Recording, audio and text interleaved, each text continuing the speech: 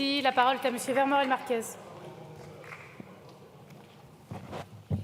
Merci Madame la Présidente, Monsieur le Ministre, Madame la Rapporteure, chers collègues. C'est l'article finalement le plus important de cette proposition de loi. C'est un article qui affirme deux choses. La première qui est de dire que ce n'est pas une proposition de loi contre la Chine ou contre nos partenaires économiques, mais c'est bien une proposition de loi contre la fast fashion et pour le Made in France et le Made in Europe. D'où ce principe que nous défendons chez les Républicains du bonus-malus, qui est un principe en matière de transition écologique qui garantit à la fois le comportement de pollueur-payeur, mais aussi le comportement vertueux de celui qui consomme de manière plus vertueuse grâce au bonus. Et le deuxième point qui est très important pour nous, c'est aussi un principe qui garantit que ce n'est pas une taxe supplémentaire comme on a pu le voir par exemple avec la TICPE ou d'autres choses.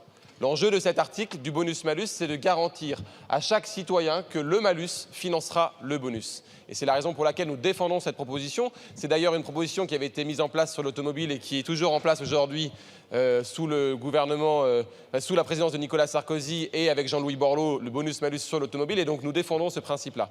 Et donc j'alerte, et j'espère qu'on trouvera, et je crois que c'est en bonne voie, un accord transpartisan sur ces deux conditions qui sont à la fois la progressivité du bonus-malus et surtout l'engagement de dire à l'opinion publique, même si ce n'est pas une taxe, Madame la rapporteure, et vous avez raison, c'est une contribution, mais que le malus financera le bonus au profit de nos industriels français et européens. Je vous remercie.